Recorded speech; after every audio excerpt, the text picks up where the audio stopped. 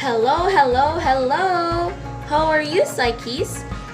I am Jan Arcomapan and I am here for you to talk about the four philosophical roots of Asian psychology.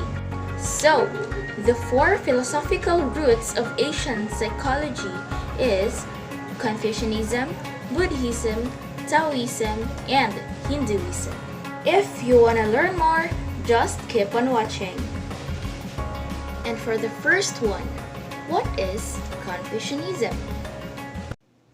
Confucianism is the foundation of kindness, mutual respect, and an appreciation for characteristics. Contrary to popular belief, Confucianism is not a religion. It does, however, share the Christian perspective of loving others. In reality, that is philosophy's cornerstone. It is based on the idea that society can only prosper if people learn to connect pleasantly with one another. It's like more on interpersonal relationships, like how should people behave in society in order for us to have a harmonious society as well.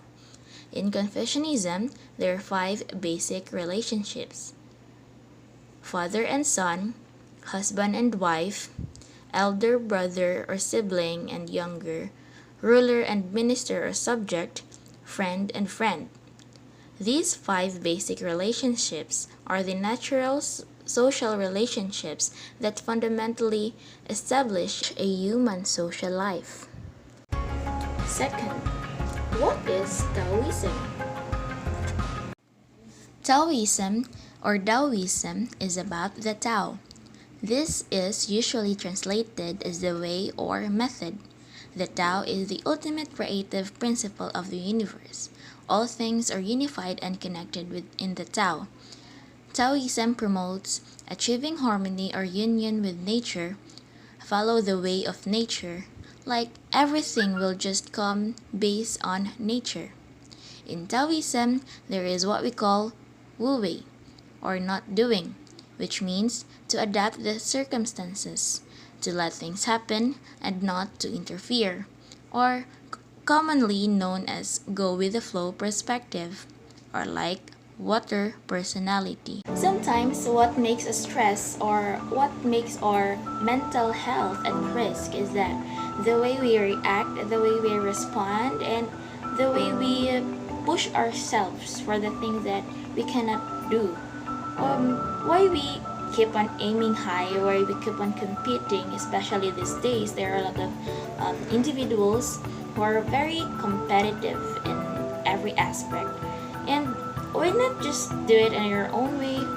Just be yourself and just do the things the way it should be done and just accept it.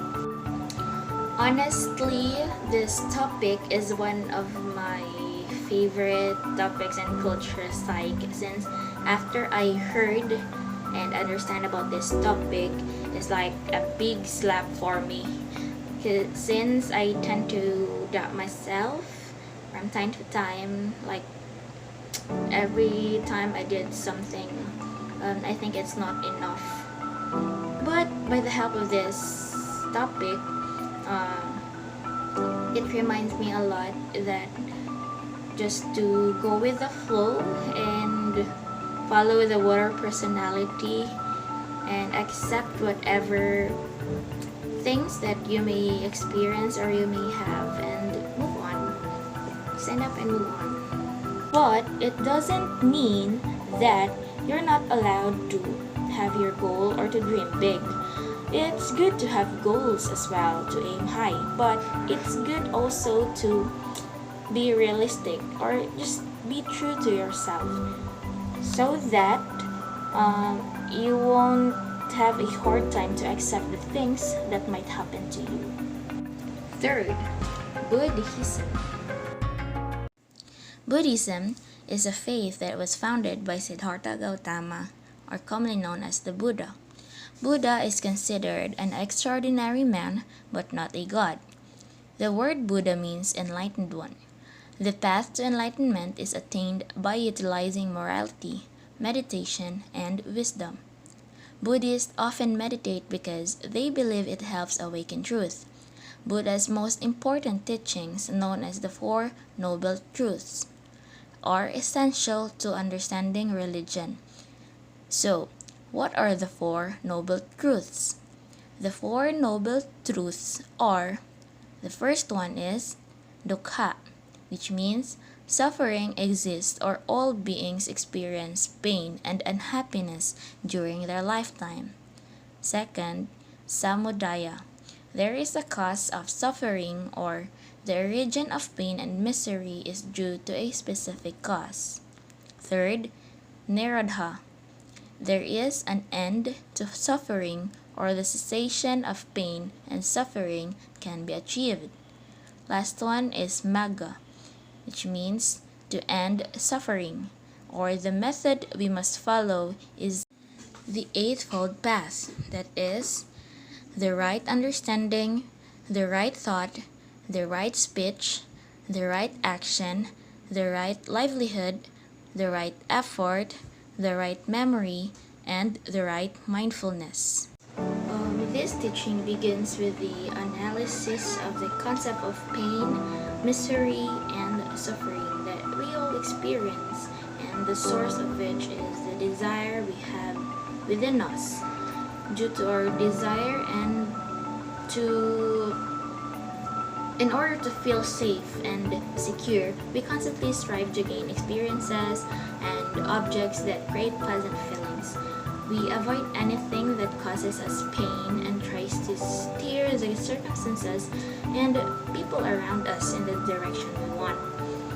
However, since the rest of the unstable world is rarely in tune with what we want, we often get hurt and frustrated.